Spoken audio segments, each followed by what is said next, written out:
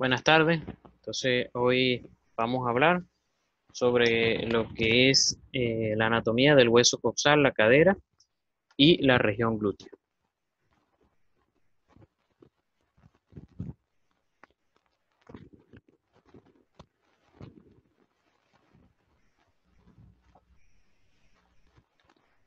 Entonces, tenemos que el hueso coxal, ¿verdad? Es un hueso plano que lo podemos, o sea, él nos va a formar lo que es la pelvis. Va a ayudar a formar lo que es la pelvis. La pelvis está formada por dos huesos coxales y a nivel posterior lo que es el sacro, que es el segmento final de la columna vertebral. Y esto entonces es lo que llamamos cintura pélvica. En el miembro superior tenemos lo que llamamos cintura escapular, formado por la escápula, que es otro hueso plano donde van a tomar inserciones muchos músculos, junto con lo que es la clavícula. Entonces tenemos este hueso plano. Como es un hueso plano, entonces tiene dos caras. Una cara, en este caso, una cara lateral y anterior, y una cara medial o posterior.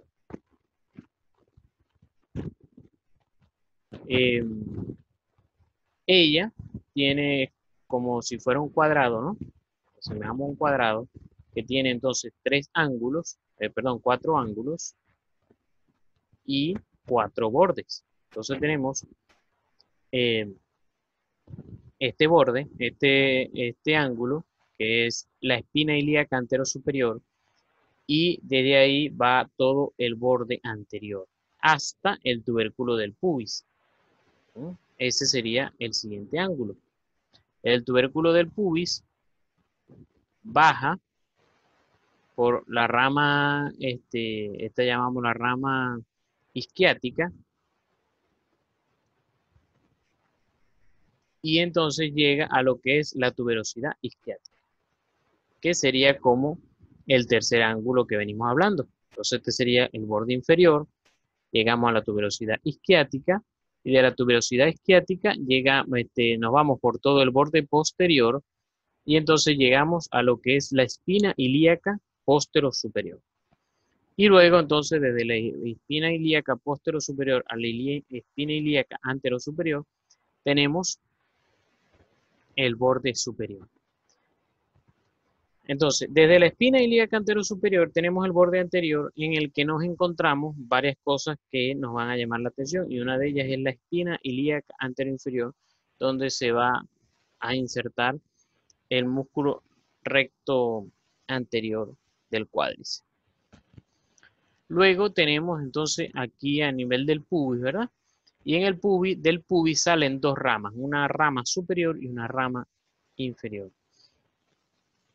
Una rama superior llamada iliopúbica y una rama inferior llamada isquiopúbica o isquiática ilíaca inferior, como había dicho al principio.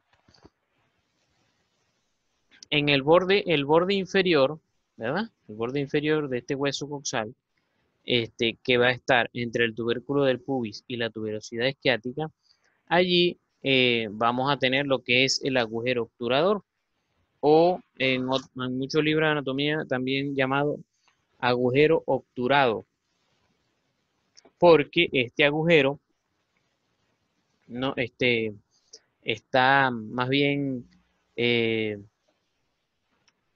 ocluido por una membrana llamada membrana obturatriz. Y entonces apenita deja un huequito para que pasen la arteria y el nervio obturador. Es decir, que en vivo este agujero no está completamente abierto, sino casi completamente ocluido. Si seguimos de la tuberosidad isquiática en el borde posterior hacia arriba, entonces nos vamos a encontrar varias cosas. Bueno, yo creo que mejor venimos de la espina ilíaca posterior superior hacia abajo y es un poco más fácil de aprender. Lo primero que nos vamos a encontrar entonces es la espina ilíaca posterior inferior. Entonces tenemos dos espinas ilíacas posteriores, una posterior superior y una posterior inferior, igual dos anteriores, una anterior superior y una anterior inferior. Se puede preguntar a veces, ¿qué se inserta en la espina ilíaca anterosuperior? Entonces se inserta ligamento inguinal, se inserta el sartorio y se inserta el músculo tensor de la fascia lata. Entonces, luego aquí de la espina ilíaca posterior inferior hacia abajo, nos vamos a encontrar esta puya que tenemos aquí, que llamamos espina ciática. La espina ciática entonces me va a dividir este borde con dos escotaduras, una escotadura ciática mayor y una escotadura ciática menor. Luego vamos a ver la importancia que tienen ellos. Entonces, a nivel medial, en la cara medial del hueso coxal, igual vamos a ver las mismas protuberancias, los mismos bordes, pero vamos a ver que es una cara más lisa porque se insertan menos músculos. En cambio aquí, cuando se insertan los músculos glúteos, lo vamos a encontrar más corrugada. Esta es una cara que ve hacia la pelvis y por lo tanto es más lisa, tiene contacto con los órganos. Entonces tenemos lo que nos llama la atención a nivel de la espina ilíaca posterior superior, tenemos esta orejuela o cara auricular donde se va a articular el sacro. Se articula aquí el sacro derecho, este es el hueso coxal derecho, perdón, se va a articular la parte derecha del sacro con el hueso coxal derecho y contralateral, en el lado izquierdo, va a suceder lo mismo. Escotadura ciática mayor, escotadura ciática menor. Como les decía, rama iliopúbica, rama isquiopúbica. Agujero obturador. Una de las cosas también que llama la atención es lo que llamamos la línea arqueada o línea innominada. Esta línea arqueada que ven aquí, que iría desde aquí, exactamente va desde el promontorio, el sacro, y pasa por aquí, por este sitio, por la mitad del hueso coxal, y llega hasta la rama iliopúbica, la línea innominada que me va a dividir en obstetricia la pelvis como tal en una pelvis superior o falsa y en una pelvis inferior o verdadera. Y entonces esa pelvis inferior o verdadera, su límite superior va a ser la línea arqueada, que es uno de los puntos donde el feto le va a costar más pasar, y por un agujero inferior que es romboidal, que vamos a ver más adelante.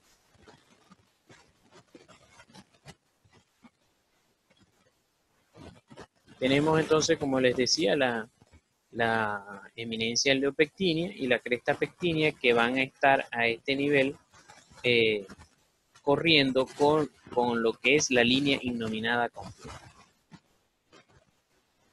Entonces, ya habiendo descrito el hueso coxal, entonces vamos a ver su articulación. La articulación, sobre todo la más importante, que es la sacroilíaca. Entonces, es una articulación de artrosis que va a unir el hueso coxal con el sacro. Y tiene unos ligamentos bastante fuertes que van a ayudar a la estabilidad de lo que es la pelvis. Entonces tenemos estos ligamentos sacroiliacos anterior y posterior, que serían los más profundos o intrínsecos, que van a revestir esa articulación a nivel posterior y a nivel anterior.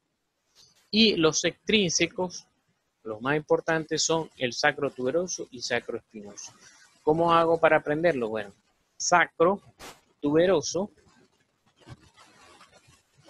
va desde el sacro, tenemos aquí, desde el sacro hacia la tuberosidad isquiática. desde el sacro a la tuberosidad izquierda. Y el sacroespinoso, porque va desde el sacro a la espina, a la espina del hueso coxal. Entonces, eso hace, cuando se forma este ligamento, eso hace que entonces esto se me va a formar un agujero ahora. Antes era una escotadura ciática mayor, pero ahora en conjunto con el ligamento sacroespinoso, perdón, va a hacer que entonces lo convirtamos en agujero ciático mayor y este aquí debajo, agujero ciático menor. Por delante vamos a ver el ligamento sacroilíaco anterior, lo reviste allí, el promontorio del sacro, que es el sitio donde termina la quinta lumbar y comienza el sacro, en la parte más prominente, allí en esa región, y entonces por eso se llama promontorio, y allí es donde comienza, como les hablaba, de la línea arqueada, comienza en el promontorio, va por aquí y termina en el pubis. Tenemos entonces el agujero ciático mayor y el agujero ciático menor.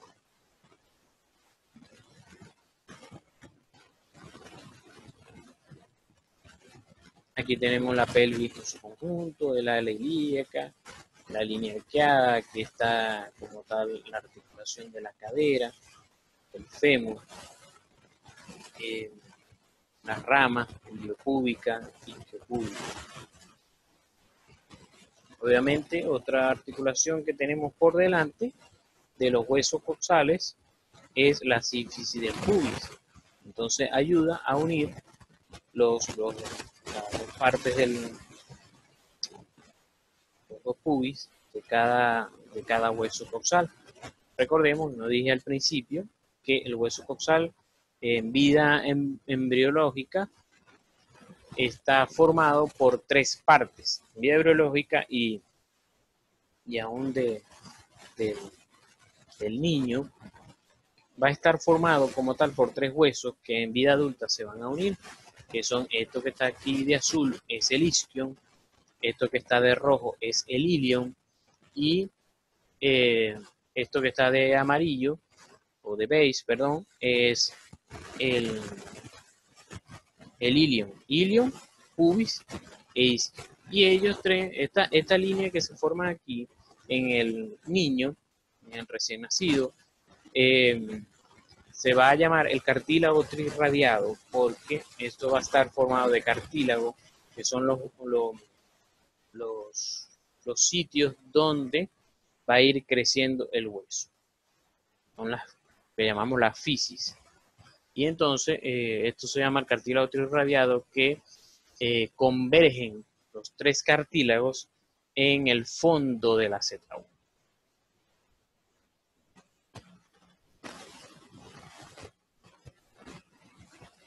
Aquí vemos una rayos X, más o menos una diferencia entre lo que es la pelvis femenina y lo que es la pelvis masculina, en que lo que conforma la línea arqueada va a ser más ancha para permitir el paso del feto. Claro está que de todas maneras estas rayos X no tienen exactamente la misma proyección no tienen exactamente la misma proyección, sino que esta está de frente y esta está un poquito más en dirección supero inferior, como en ángulo, en declive de arriba hacia abajo.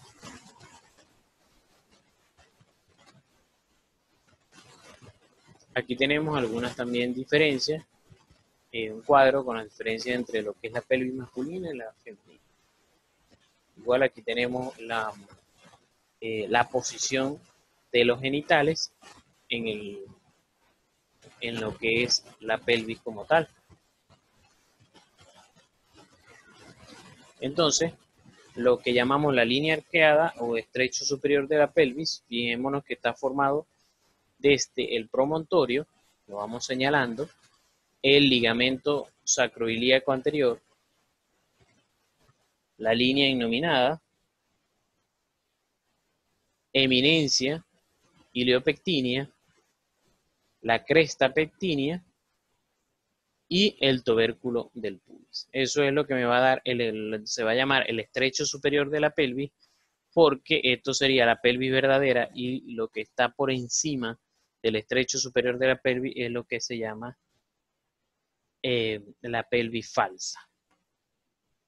Aquí está, quise citar a Testil, como él describe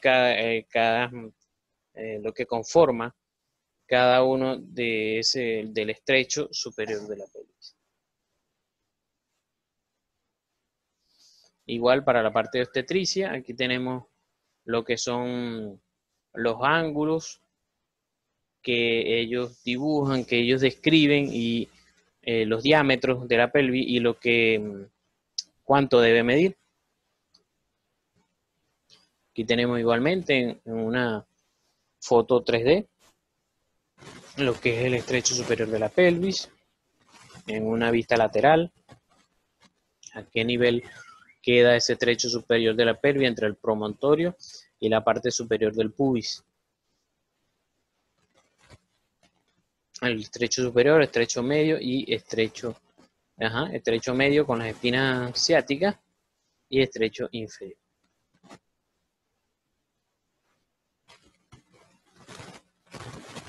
Les decía que en la parte inferior va a ser como un agujero romboidal. Igualmente aquí vemos otros de los diámetros, pero ya en el estrecho inferior de la pelvis, que este estrecho inferior de la pelvis va a estar conformado por lo que es el borde inferior de la sínfisis púbica. Recordemos que es como un rombo, entonces va a tener 4 puntos. Adelante, el borde inferior de la sínfisis púbica, la rama, luego, si vamos hacia los lados, vamos a correr por la rama inferior del pubis, o lo que es la rama isquiopúbica, llegamos a las tuberosidades isquiáticas, que serían los otros ángulos, y luego, si seguimos hacia atrás, seguimos a través de los ligamentos sacrotuberosos, y llegamos al otro punto, al ángulo posterior, que sería el vértice del coxis. En obstetricia van a ver algo que se llama los planos de Hodge, que es para ir viendo el grado de descenso que va teniendo el feto. Entonces, para saber cuánto ha descendido, entonces eso va por los planos de Hodge. El primer plano va desde el promontorio hasta la sínfisis del pubis.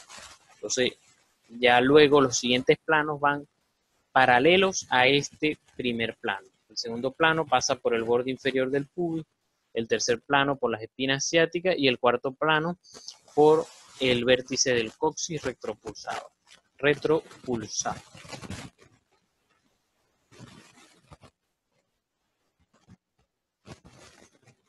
Aquí tenemos igual, cuando en la parte de obstetricia, que ustedes van a ver cómo es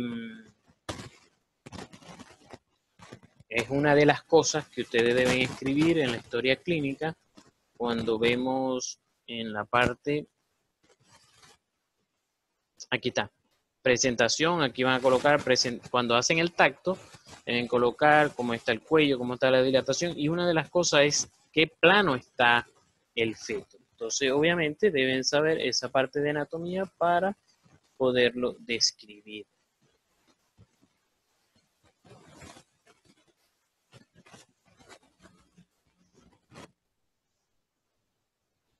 Todo lo que van a pasar cuando estén en obstetricia. Y bueno, aquí tenemos un hueso coxal extraído en un paciente que se le hizo lo que se llama un procedimiento bastante radical llamado hemipelvectomía. Así como cuando se tiene que amputar un paciente en el miembro inferior por algún tipo de infección, Yo lo hubiese Pero puesto. bueno, cuando la infección es a nivel de los trocánteres, a nivel muy superior, entonces se debe hacer este tipo de, de amputación, vamos a decir, algo bastante radical, porque se tiene hasta que retirar la pelvis. Fijémonos que aquí el pulgar del compañero está en lo que es la escotadura ciática mayor. Y esto sería lo que es el acetábulo, que no lo he descrito todavía en las paredes como tal del hueso coxal. La otra articulación importante que tenemos en el hueso coxal, con quien se articula, es con el fémur. Y es la cadera, la articulación de la cadera. La articulación de la cadera es una articulación del tipo enartrosis. Existen tres a nivel del cuerpo humano. Es la del hombro, específicamente la glenohumeral, la de la cadera, la coxofemoral, y a nivel del pie que hay una que se los voy a dejar de tarea. Entonces, el acetábulo es una cavidad que va a recibir lo que es la cabeza del fémur y que podemos describir con varias cosas. Primero, que hay alrededor de ella un cartílago llamado rodete acetabular o fibrocartílago. Rodete acetabular, que también en el hombro existe rodete o labrum glenoideo, y que va a ayudar a aumentar su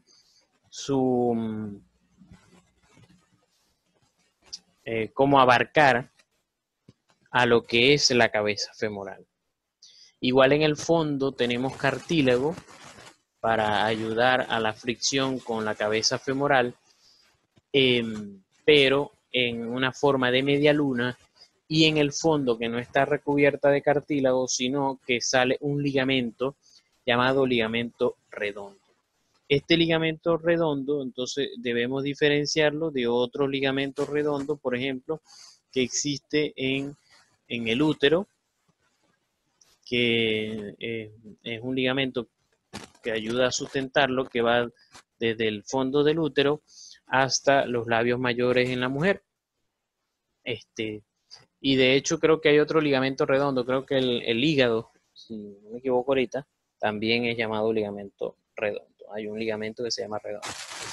Bueno, lo cierto es que entonces tenemos esas estructuras en el acetábulo. Igualmente, como les dije que esto es una media luna, entonces ¿cómo se termina de cerrar esa media luna?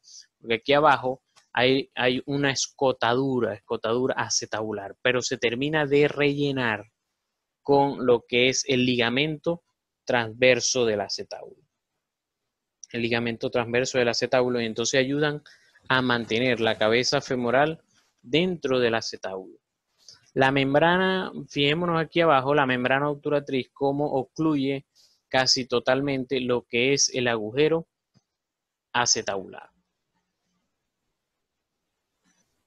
Por otro lado, la cabeza femoral, una esfera, casi 2/3 de una esfera, que está colocada en lo que es el cuello femoral, y que este cuello femoral parte de una parte gruesa, valga la redundancia, de una parte gruesa del fémur, que está conformada por dos prominencias llamadas trocánter mayor, donde se insertan la mayoría de los músculos pelvitroncantéricos, y el trocánter menor, donde se inserta un solo músculo. Aquí tenemos una rayos X normal de la articulación de la cadera. Vemos como aquí está el ilion, aquí el isquion abajo, el pubis. Entonces aquí vemos completamente la cabeza femoral insertada en lo que es el acetábulo. Aquí vemos el cuello femoral, los dos trocánter, y entonces el resto del fémur con su diáfisis. Ahora entonces la articulación de la cadera, después que tenemos los huesos, la articulación de la cadera es una articulación bastante estable y ella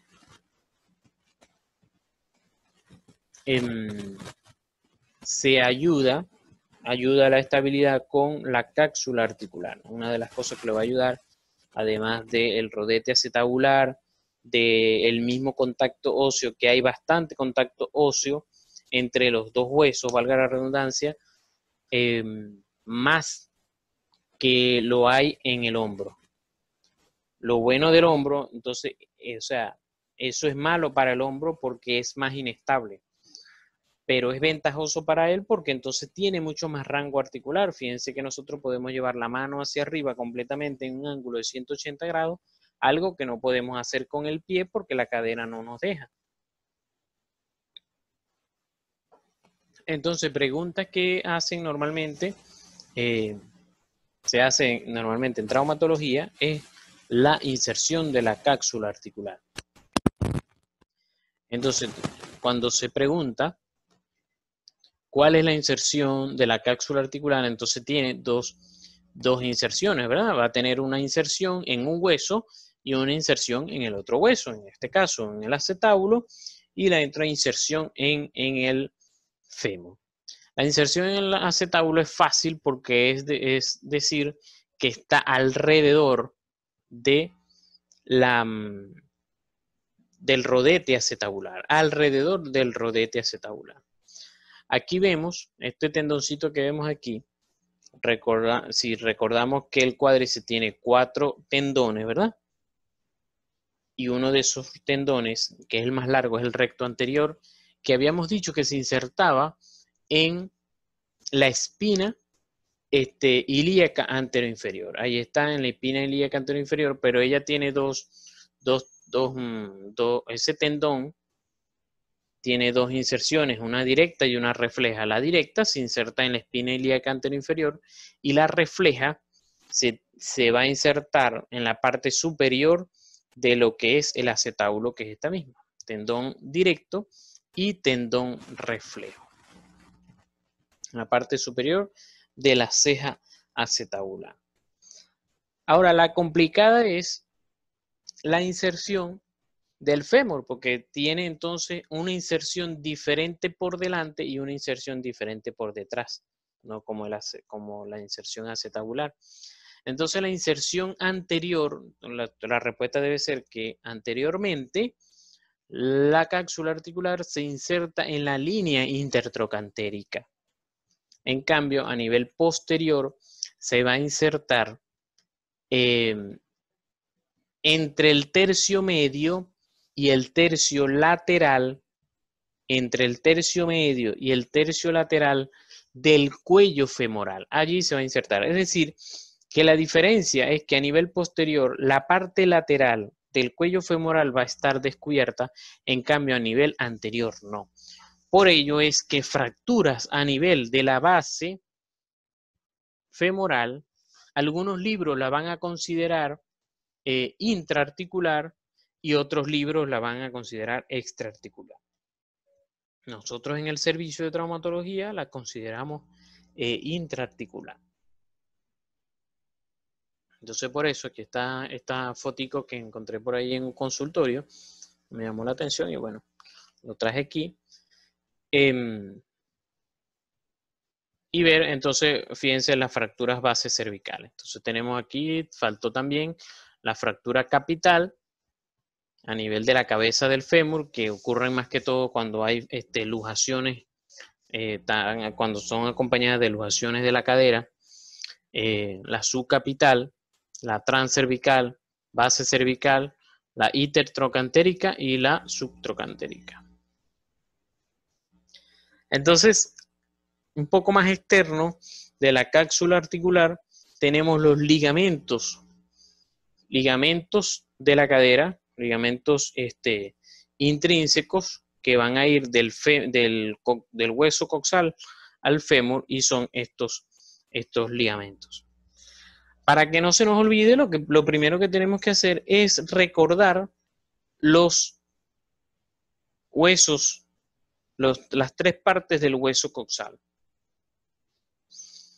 Entonces, que es ilio, pubis y isquion. Entonces, estos ligamentos van a ir hacia esos sitios. Fijémonos aquí está el pubofemoral, este que vemos aquí, iliofemoral, que está dividido en dos partes, y por detrás el isquiofemoral. Entonces, la cadera está más asegurada o es más estable en la parte anterior porque está por estos tres, vamos a decir casi tres ligamentos que conforman una N, conforman como una N, y en cambio a nivel posterior solamente va a estar ayudado por un ligamento llamado el isquiofemoral. Tenemos entonces aquí quise traerles varias prótesis de cadera para que vieran, sobre todo las primeras que se hicieron, que solamente sustituían la cabeza femoral, y ahorita las que más se usan es que sustituyen la cabeza femoral y el acetábulo. Igual es importante cuando se va a hacer esta sustitución, la colocación del acetábulo, que debemos tomar en cuenta estos ángulos. Un ángulo de anteversión hacia adelante de 15 grados y hacia abajo de 45 grados. Como dice aquí, si estos rangos no se cumplen, puede dar lugar a subluxaciones o luxaciones de la cabeza femoral. Aquí tenemos otra cuando se sustituye la parte del fémur y la parte del acetábulo.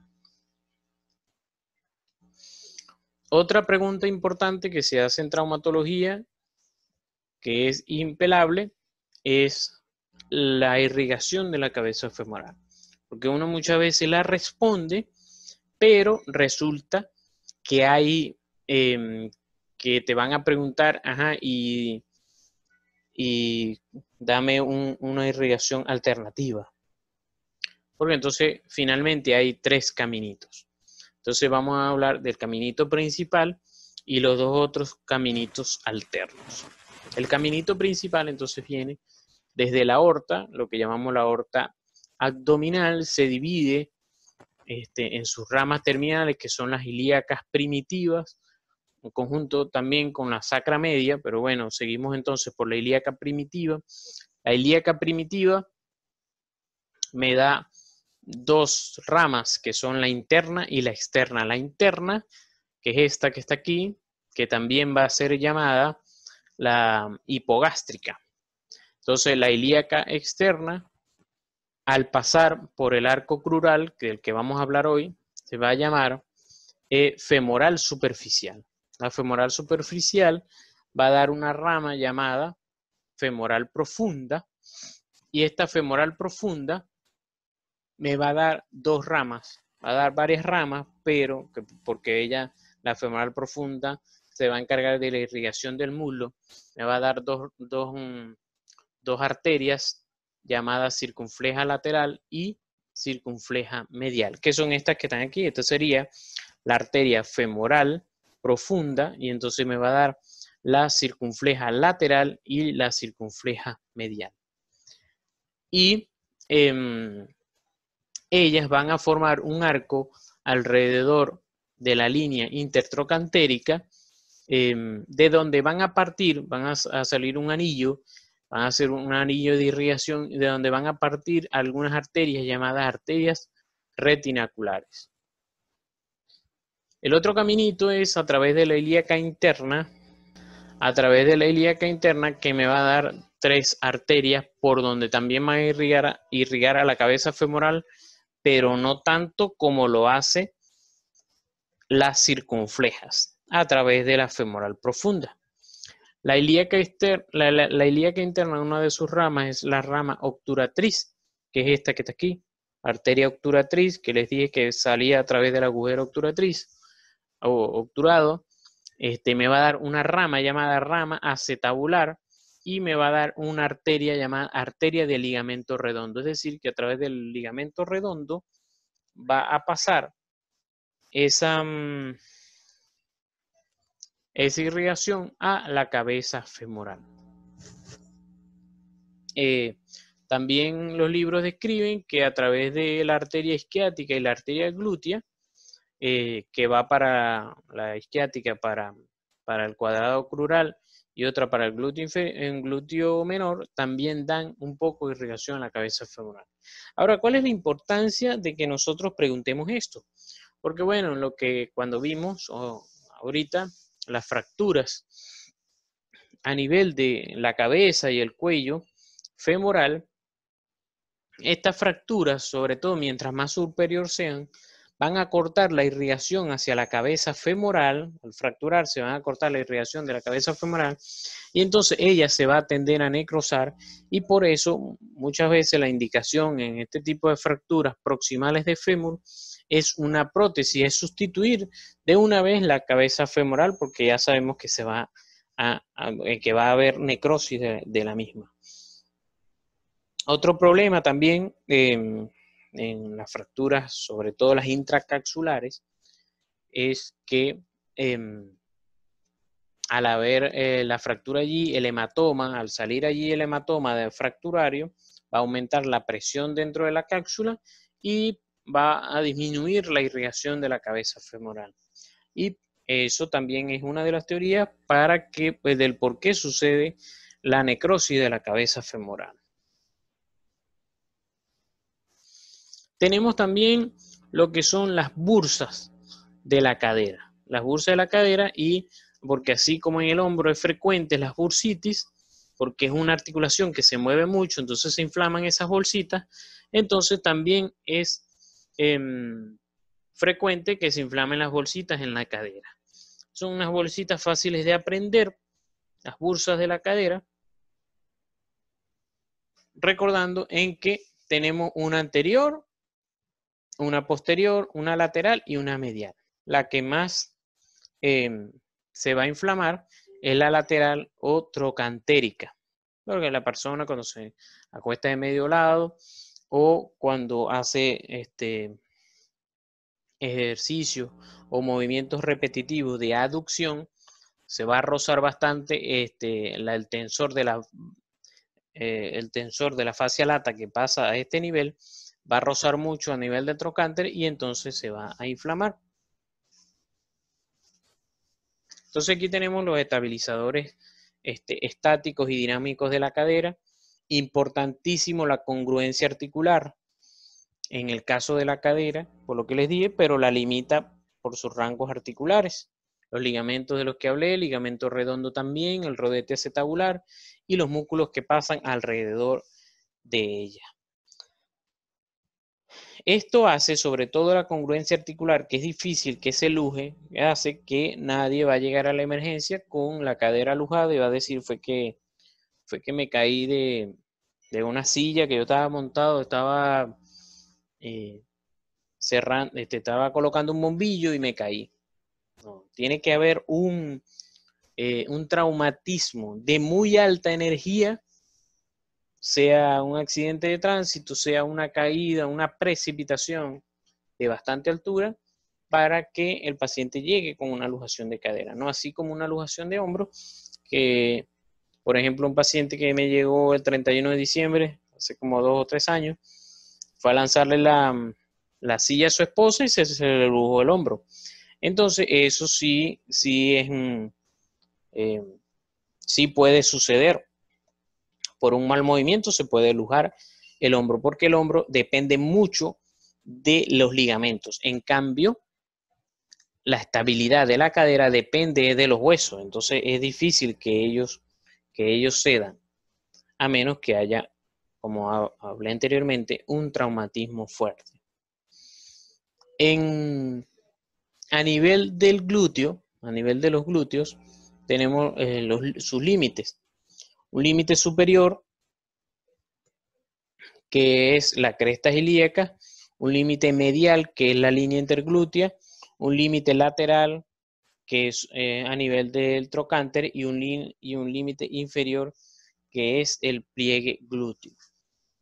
Bueno, ahí tenemos lo que es la descripción de la piel glútea, del tejido celular subcutáneo, que es abundante. Llegamos a lo que es la aponeurosis.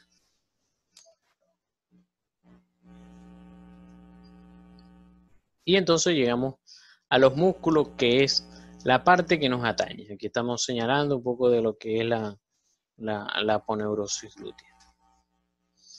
Entonces, en la región glútea tenemos tres planos. Un plano superficial, un plano medio y un plano profundo. El plano superficial está compuesto por un músculo, que es el glúteo mayor. El plano medio por otro solo músculo, que es el glúteo medio, llamado también deltoides de la cadera. Y un plano profundo que sí tiene 7 músculos más. En su totalidad, entonces son llamados los músculos pelvitrocantéricos. Tenemos entonces el glúteo mayor, que se va a insertar de lo que es el sacro y en las líneas semicirculares. ¿Verdad que me faltó aquí hablarles de las líneas semicirculares? Fijémonos que aquí tenemos como unas medias lunas. Estas medias lunas que están aquí, sobre todo esta y esta, tenemos esta posterior, líneas glúteas, semicirculares glúteas, esta posterior, anterior e inferior. Entonces, tenemos que grabarnos primero esta anterior y esta posterior. Anterior y posterior. Y entonces vamos a saber que los músculos glúteos se van a insertar entre ellas. El músculo glúteo mayor se va a insertar por detrás de la línea glútea. El glúteo medio se va a insertar entre la línea posterior y anterior, en esta fosita aquí, y el músculo glúteo menor se va a insertar por debajo de la línea anterior, entre la anterior y la inferior. Entonces tenemos glúteo mayor aquí, glúteo medio y glúteo menor. Entonces por eso, aquí vemos cómo está insertado el glúteo mayor, que se inserta hasta la tuberosidad glútea del fémur y parte de lo que es la línea áspera. La acción ayuda a la abducción del fémur. El glúteo medio, que entonces entre las líneas semicirculares posterior y anterior, como les había dicho, y va a insertarse en el trocánter mayor. Él también es llamado deltoides de la cadera porque es el que más ayuda con la abducción del fémur y a la estabilización de la pelvis. Porque cuando nosotros caminamos, que levantamos en este caso el pie izquierdo, la pelvis va a tender a caerse hacia allá, pero el músculo glúteo medio, glúteo mediano, él se va a contraer y va a ayudar a que la pelvis se mantenga en su posición vertical y no se incline hacia allá. Cuando ella se inclina, es lo que llamamos la marcha de Trendelenburg por una insuficiencia del glúteo medio. Tenemos el glúteo medio, glúteo mayor aquí, glúteo medio aquí, y entonces al retirarlo empezamos ya con el plano profundo. Entonces el glúteo menor ya está entre las líneas anterior e inferior, y su inserción distal igual en el trocánter mayor. Su acción igual es de abducción, ayuda a la abducción del fémur. Aquí tenemos Inserción, los 3 glúteos, inserción proximal, inserción distal, inervación, de la que vamos a hablar después, y la acción. Luego tenemos otro músculo que algunos autores incluyen en el muslo, pero yo lo voy a incluir en lo que es la región glútea. Tensor de la fascia lata es este musculito solamente aquí, pero ayuda a toda esta banda, que llamada también banda iliopectínea, banda iliotibial, perdón, o cintilla iliotibial, ¿verdad? Que va desde aquí del ilion hasta la tibia. Y entonces él ayuda a tensar eso. De hecho, es uno de los músculos que más ayuda en que cuando nos colocamos en un solo pie, nos ayuda a poder mantenernos de pie. Tensar eso, lo sentimos sobre todo a nivel casi llegando a la rodilla, hacia lateral, vemos cómo se tensa, sentimos cómo él se tensa. Entonces, este músculo se va a insertar desde la cresta ilíaca y la espina ilíaca anterosuperior, que se los nombré de los músculos que se insertan en la espina ilíaca anterosuperior, hasta la cintilla iliotibial. Igual, como les dije, la parte de la acción es estabilizar la pelvis, ayuda a la flexión del muslo y la rotación medial. Tenemos entonces, luego, ya vimos los 3 músculos aquí arriba, glúteo mayor, medio y menor. Igualmente vimos el tensor de la fascia lata y ahora vamos a ir bajando. Y entonces el primero que nos encontramos bajando es el músculo piramidal o piriforme. Es mejor llamarlo piriforme para no confundirlo con los piramidales que hay a nivel de la pared anterior del abdomen. Este músculo se inserta desde la cara anterior del sacro hasta el vértice del trocánter mayor. Fíjense que casi todo se está insertando en el trocánter mayor. Ayuda a la rotación lateral y a la abducción del fémur. Este músculo es importante primero porque él atraviesa el agujero glúteo mayor.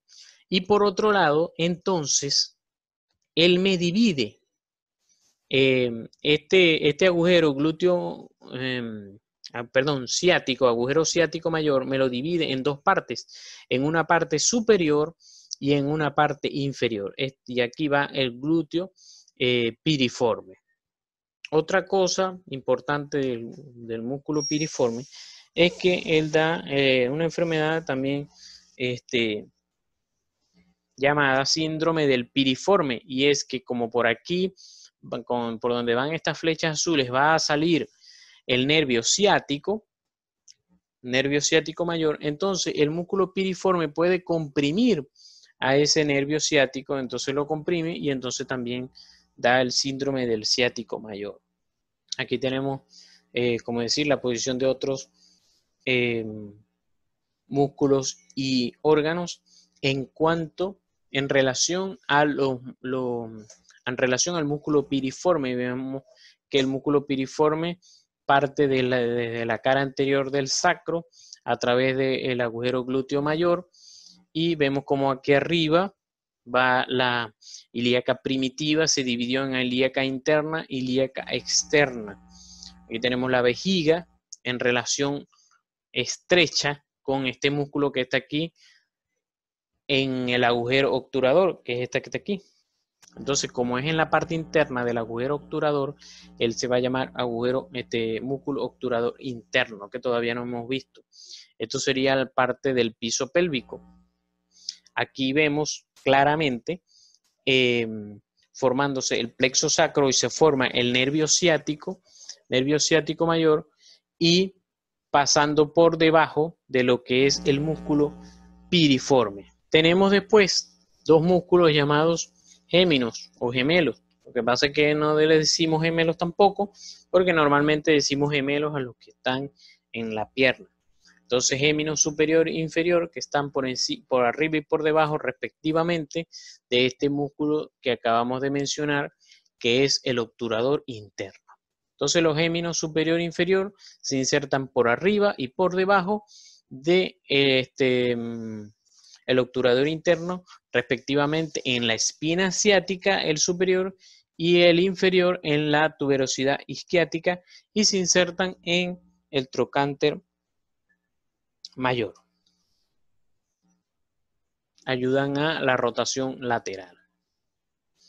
El obturador interno, que entonces está entre estos dos, se va a insertar desde allí, desde la parte interna del agujero obturador hasta el trocánter mayor. Ayuda también a la rotación lateral de la cadera. Entonces vemos otra vez cómo el obturador interno pasa a través del agujero ciático menor hacia buscando el trocánter menor, como lo hace el músculo piriforme.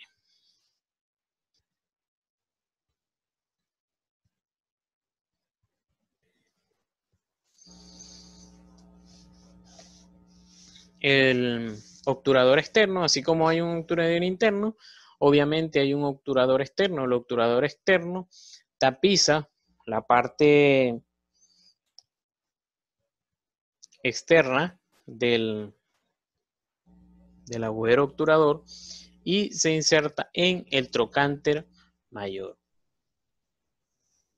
Igual es rotador lateral de la cadera, ya que él pasa por detrás. Entonces, al jalar el trocánter hacia atrás, hace rotación externa.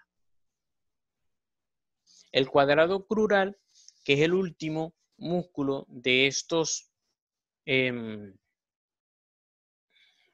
aquí de la cadera, que se va a insertar desde la tuberosidad isquiática hasta el trocánter mayor. El único que se inserta en el trocánter menor es el músculo psoas ilíaco. Es un músculo que se divide en dos partes. Una parte llamada psoas, que viene desde la región anterior de los cuerpos vertebrales lumbares, y una parte ilíaca que tapiza la cara anterior o la cara medial del hueso coxal en su parte ilíaca, y todas esas dos partes se unen y pasan por delante. Lo vamos a ver un poquito más adelante. Lo que pasa es que no lo tengo descrito aquí porque normalmente él se describe en la parte de pelvis, pero él se inserta, pasa por el agujero crural, que lo vamos a ver bien descrito en la siguiente clase, y se va a insertar en el trocánter menor. Al insertarse en el trocánter menor,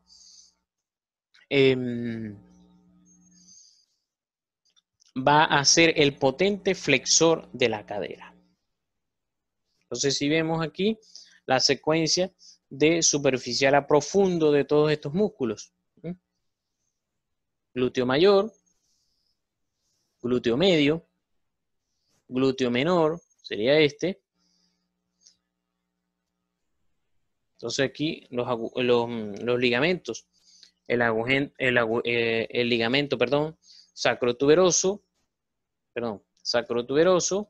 sacrociático. Luego entonces este sería el músculo piriforme,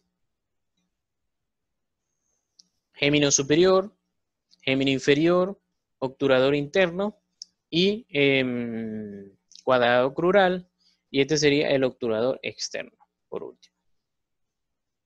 Igual aquí, vemos esta maraña en este dibujo. Glúteo mayor, este que vemos aquí. Glúteo medio, que está insertado con este aquí, este pedazo con este. Este es el glúteo mayor, que se inserta para acá, hacia posterior, y el sacro, como vimos. Este sería el piriforme, que comprime al nervio ciático. Entonces vienen estos tres seguidos aquí que andan como morochito: obturador interno, gémino superior, gémino inferior, cuadrado crural, y entonces estos serían ya los músculos posteriores del muslo. Igual aquí vemos una foto de un cadáver. Y entonces, bueno, vamos ahora a ver las estructuras nobles que que vemos en lo que es la pelvis y el glúteo. Primero, entonces, tenemos que saber de la anatomía de los agujeros, del agujero ciático mayor y el agujero ciático menor. El agujero ciático mayor, entonces, se va a formar por la escotadura ciática mayor, que es esta que está aquí, escotadura ciática mayor, la espina ciática y el ligamento sacroespinoso, porque va del sacro a la espina. Él me va a formar lo que es el agujero ciático mayor. A través de él van a pasar varias estructuras. Primero el músculo piriforme, que ya lo vimos, y entonces él va a dividir este agujero en dos partes, una superior y una inferior. La parte superior van a salir la arteria y los nervios glúteos superiores. En la parte inferior, arteria y glúteo, arteria y nervio, glúteos inferiores con el nervio ciático, el nervio cutáneo femoral posterior, también llamado ciático menor, y el nervio pudendo. Ese nervio pudendo luego va a entrar a través de el agujero ciático menor hacia la pelvis para inervar lo que tiene que inervar.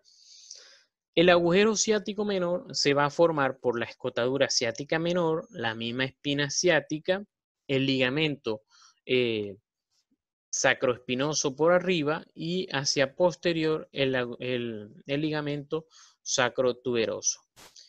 Él va a contener entonces el músculo obturador interno que va a salir por aquí, si se acuerdan, y la arteria y el nervio pudendo regresando desde la región glútea. Es decir, estos son agujeros que me van a acceder desde la región pélvica hacia la región glútea.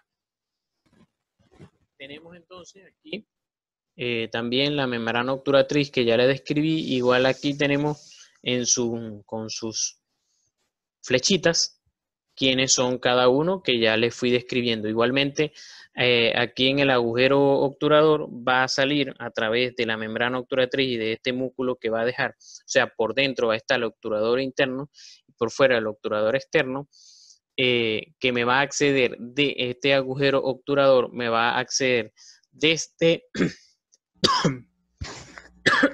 perdón, desde la pelvis hacia el muslo.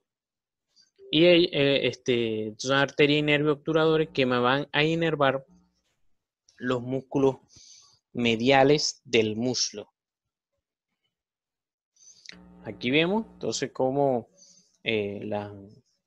las relaciones, músculo del piso pélvico, obturador interno, músculo piriforme, y aquí parte de lo que es el psoas ilíaco para pasar a través de lo que es el arco crural.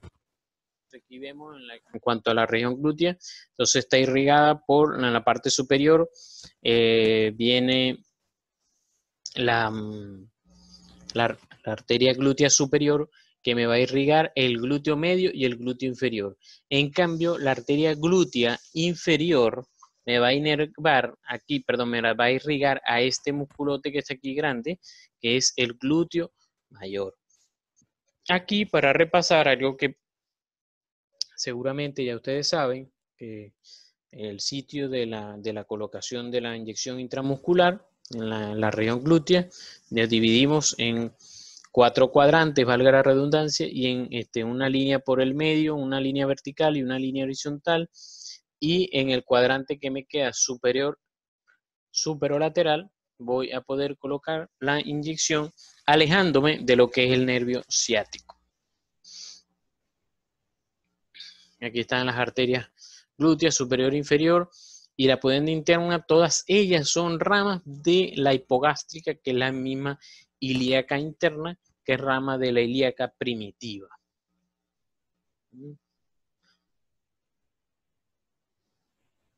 Okay, aquí están entonces flechas que nos ayudan a ver los agujeros, cómo ellos se comunican. Entonces, como la comunicación del abdomen con la pelvis, y la pelvis entonces ¿con quién se comunica?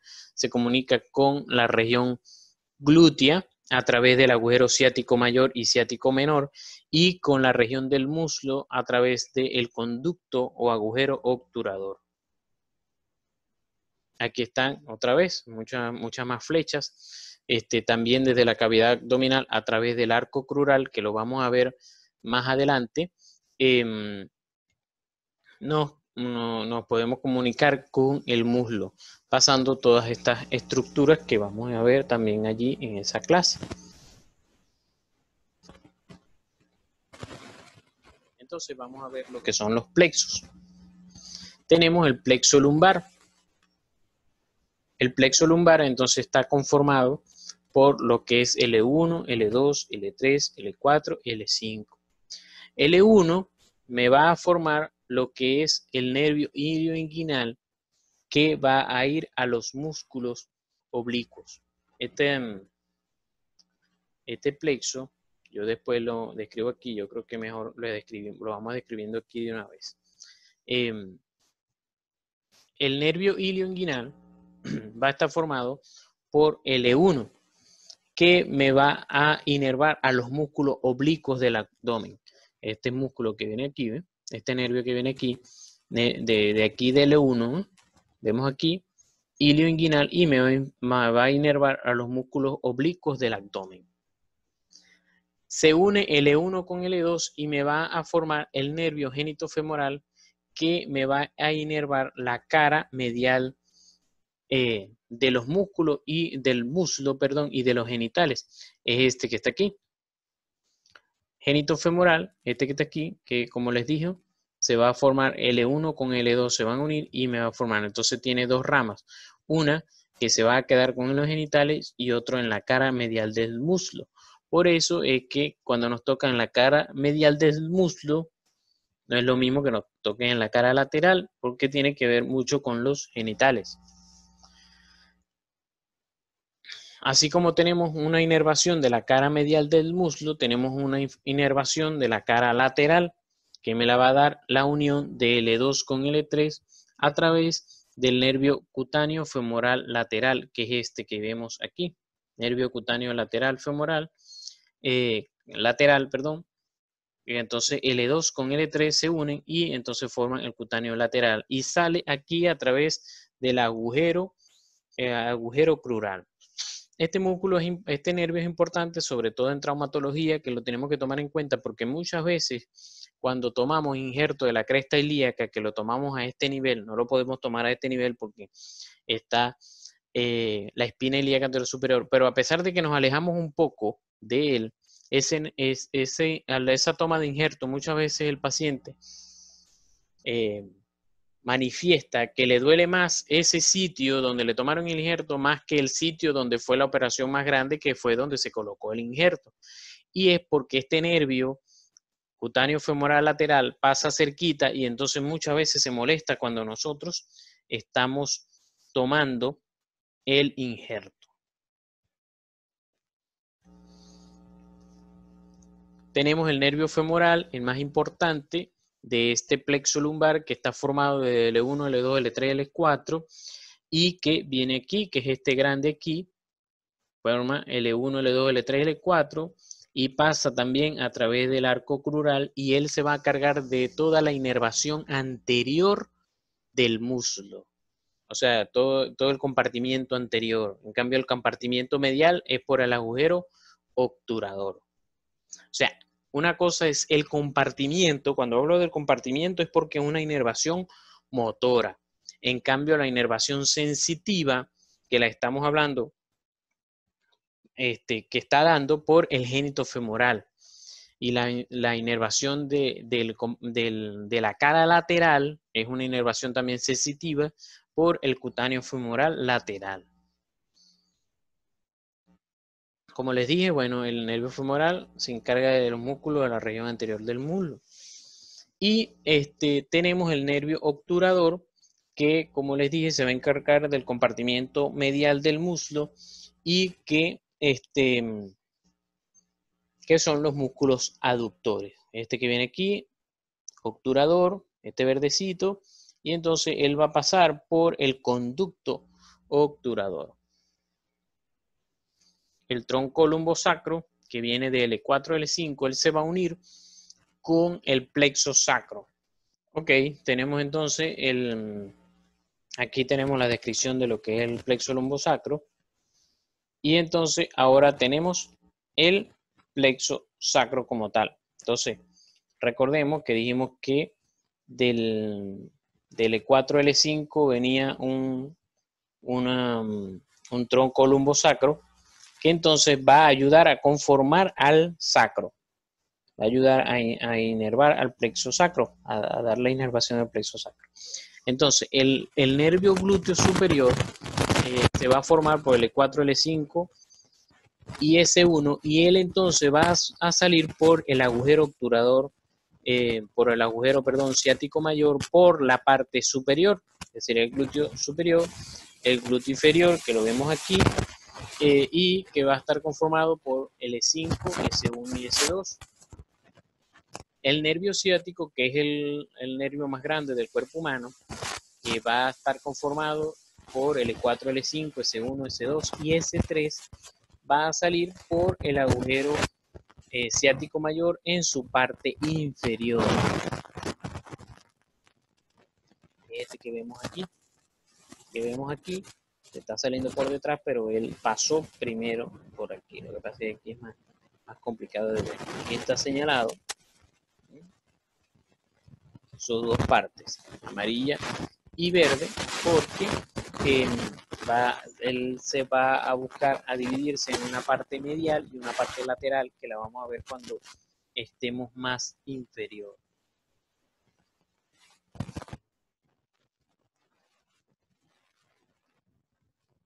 El nervio cutáneo posterior, así como inervamos la cara lateral y la cara medial del muslo, nos falta la cara posterior. Esa va a estar inervada por el plexo sacro, S1, S2 y S3, nervio cutáneo posterior, que algunos llaman también el ciático menor. Y el nervio pudendo, que viene también S2, S3, S4, que les había comentado que él sale por el ciático, por el agujero ciático mayor y se devuelve y entra de nuevo por el ciático menor.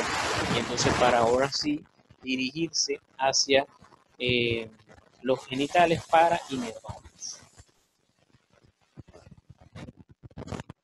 Entonces, el ciático mayor, con esta línea roja que tenemos aquí, que es llamada la vasa nervorum porque es el vaso del nervio, pero que se ve más que todos los nervios más grandes, y que sería el ciático, y este ciático menor, o mejor llamado cutáneo femoral posterior. Ellos van a salir a través de la parte inferior del glúteo, del agujero, perdón, del agujero ciático mayor, en conjunto con la arteria y nervio glúteos inferiores para inervar al glúteo mayor. En cambio, por la parte superior va a salir la arteria y nervio glúteo superior para inervar e irrigar al glúteo medio y el glúteo menor.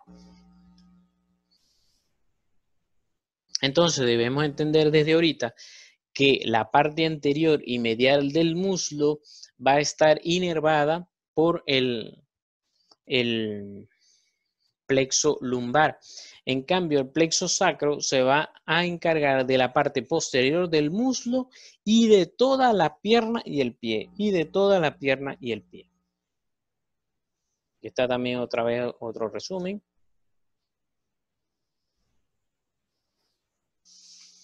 Esto está en el muro, estos cuadros me ayudan bastante, pero me estoy ayudando con la parte explicativa. Bueno, entonces a partir de aquí algunas cosas para comentarles, para que ustedes puedan relacionar toda esta información que les acabo de dar, puedan relacionarlas con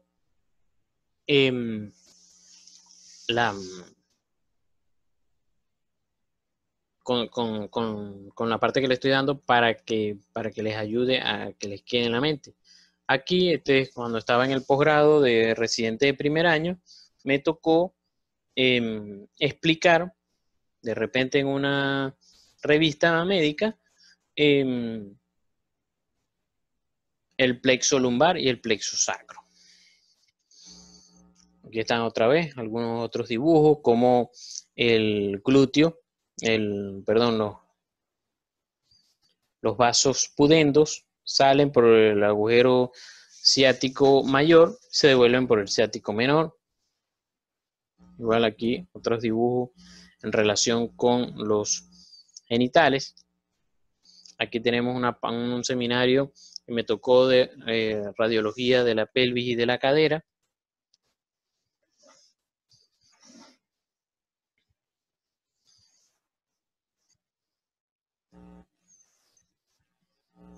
La línea bicrestal, línea disquiática.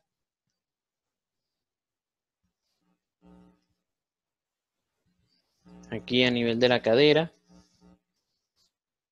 el ángulo cervicodiaficiario a través del fémur y del medio del cuello del fémur, y nos da un ángulo aproximado de 140 grados. Ángulo de inclinación acetabular, en una vertical y una a través de los dos extremos del acetábulo. Medimos el ángulo, 37 grados. Otra línea igual, pero que pase a través del medio del fémur, a medio del cuello. Tenemos la línea de Skinner, que nos ayuda a medir, a ver la relación entre el trocánter mayor y el centro de la cabeza femoral, y eso nos ayuda a ver si hay insuficiencia o no del glúteo, porque si eso está en desbalance, entonces hay una insuficiencia del glúteo, porque el glúteo debe quedar tenso para poder hacer la contractura.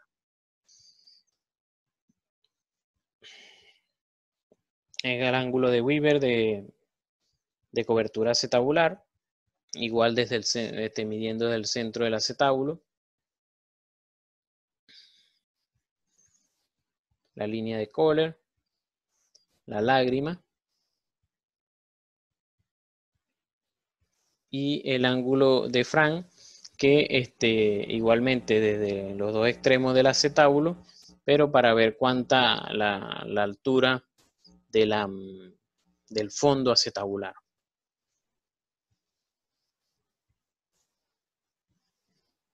Y aquí está cómo debería quedar cuando hacemos todas esas mediciones.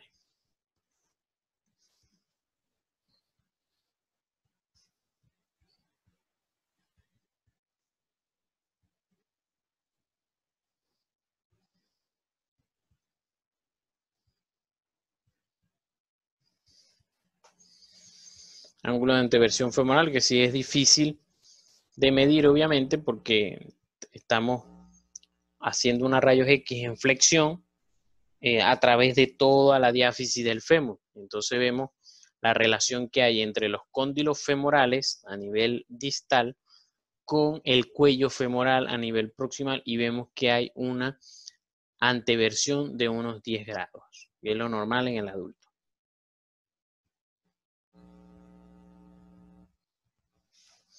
Aquí está un seminario de fracturas intertrocantéricas, hablando otra vez de lo que es la cápsula articular, de la cápsula articular, la epidemiología, las líneas que deben aprenderse en la parte del fémur, la biomecánica. Para tomar las radiografías debemos siempre tratar de mantener una rotación interna de 15 grados para ver de frente al cuello femoral. Igual, cuando vamos a hacer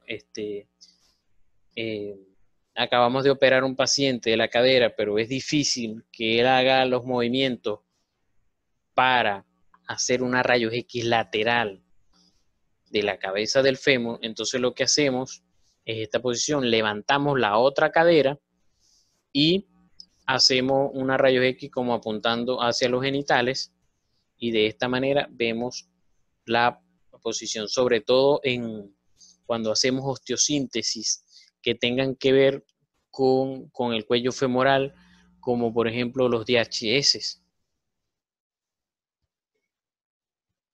Los DHS o los tornillos que son intracervicales. Están algunas clasificaciones. Están los dispositivos, los DHS o los clavos de tercera generación. Necesitan que verifiquemos que ese tornillo está dentro del cuello femoral.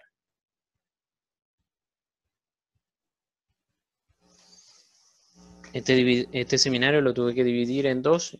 Entonces, en la parte intracapsular y en las fracturas extracapsulares. Aquí expliqué otra vez sobre la irrigación del fémur, lo que es el cálcar femoral.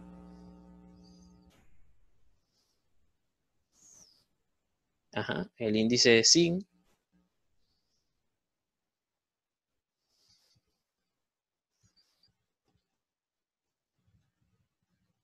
La fractura en la parte cervical. Y las fracturas capitales, que aquí lo que le quería mostrar es que las fracturas cervicales casi siempre, de las fracturas capitales, perdón, casi siempre están relacionadas con hechos viales, accidente de tránsito o que en hechos viales en vehículos. Y casi siempre, entonces, cuando existe el choque, entonces la parte en lo que es el tablero del carro da al fémur, aquí en la parte de la rodilla, y entonces el fémur aquí en la cabeza se sale, se va hacia atrás. Entonces, casi siempre cuando se sale hacia arriba y hacia atrás, el paciente va casi siempre a tener fractura lujación con menos flexión, rotación interna y abducción. En cambio, cuando se va hacia atrás y hacia abajo, va a tender a tener una lujación pura, una flexión con abducción. Ahora, cuando la cabeza se va hacia adelante, en este caso fue las dos hacia atrás, cuando hay lujación posterior, pero existe también lujación anterior. Las lujaciones posteriores, esto es pregunta fija, dan la posición púdica. En cambio, que es como si se estuviera cubriendo el paciente. En cambio, en la lujación anterior, el paciente va a tener una posición antipúdica, ¿no? Es como que si no le importara que le vieran los genitales. Entonces ya por ahí uno puede hacer esa inferencia de qué tipo de lujación tiene el paciente.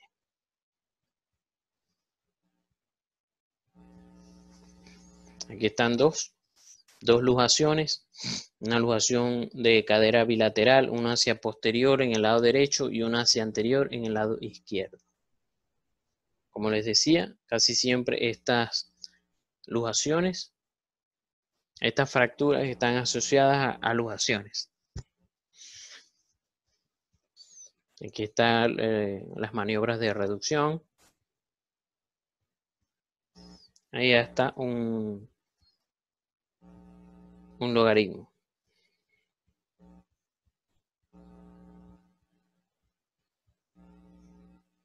Los abordajes de quirúrgico de cadera se lo van a preguntar bastante, los nombres de estos abordajes. El abordaje anterior de Amy Peterson se pregunta bastante en los exámenes finales. En traumatología, por supuesto, en el posgrado. El anterolateral de Watson-Jones.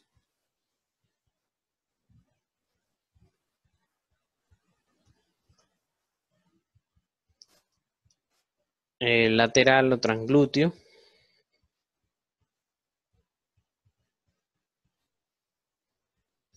El posterior de Moore, también llamado sureño en algunos libros.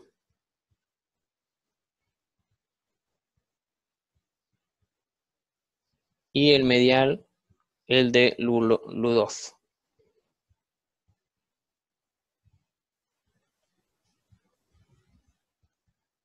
Implantes para pelvis y acetábulo, hay muchos, sobre todo en las pacientes con fracturas de pelvis que se inestabilizan hemodinámicamente por la cercanía de las ilíacas internas que pueden haber lesión.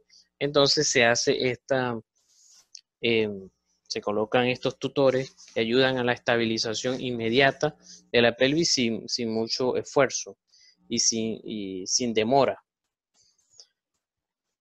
Ya estos son placas y tornillos que se colocan alrededor del acetábulo para estabilizarlo. Este es un seminario que me tocó en un momento dado, que teníamos un paciente con un aflojamiento de una prótesis de cadera, y entonces debíamos medir unas líneas. Estas líneas llamadas de Gruen, y en la parte femoral y en el acetábulo de Chaney.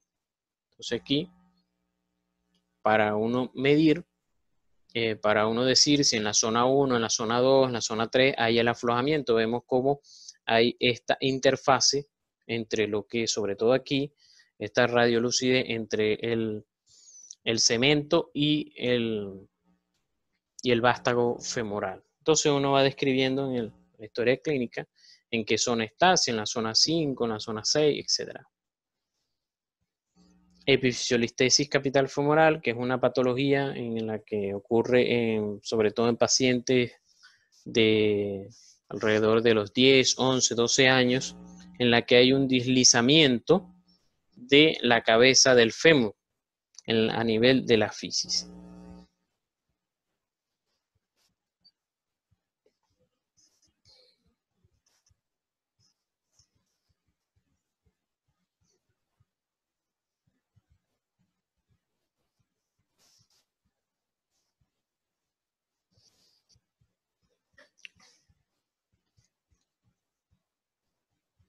Aquí está el deslizamiento a nivel de la fisis, por eso obviamente tienen que ser niños, no puede ser adulto, porque si no sería una fractura.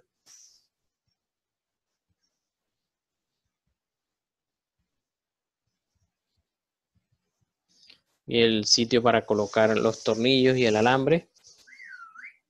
Después, en algún seminario más adelante de lo de las reuniones clínicas, se va a hablar de eso.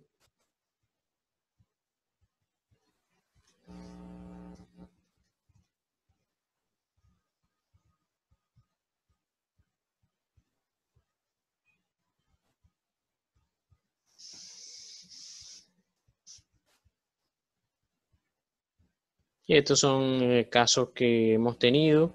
Este paciente en una fractura de una luxación aquí a nivel de la sínfisis del pubis, una diástasis púbica, fractura del fémur, se le colocó placa a nivel del pubis y tutor a nivel del fémur.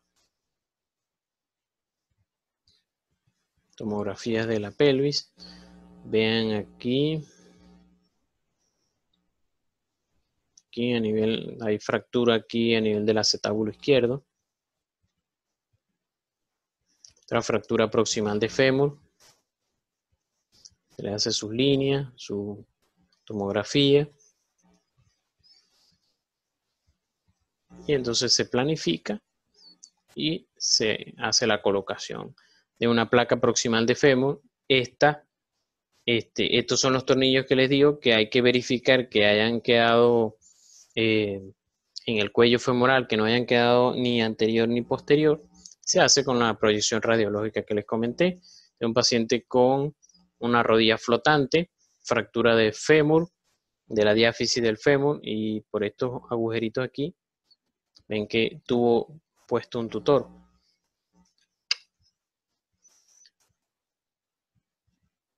Y la tibia. Una paciente que tuvo una luxación de la articulación sacroilíaca por un accidente de tránsito, un hecho vial. Se le colocó esa placa posterior. Lo que les decía del cartílago trirradiado, pareciera que hubiera una fractura de pelvis, pero no la es, sino que eso es normal en los niños. Mi primera planificación de residente de primer año, colocamos en un paciente una distal de fémur. O sea, yo hice la planificación, pero no lo operé, lo operó un compañero. Una fractura de fémur en un niño de 6 años, fractura de una distal de fémur ya en consolidación con colocación de placas distal de fémur, una colocación de una fractura de acetábulo con colocación de placa a través de las columnas del acetábulo. Una paciente con fractura proximal de fémur, pero que del mismo lado se le había colocado una prótesis, pero se infectó y se tuvo que retirar. Una prótesis de Thompson, que solamente la parte inferior, la parte del fémur.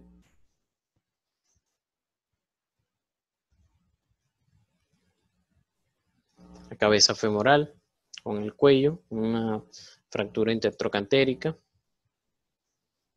Paciente que se le había colocado injerto óseo hace muchos años, pasaron 10 años y después fue que se infectó y todo, y bueno, se hubo que retirar. Entonces, los cadáveres del anatómico. Y bueno, muchas gracias.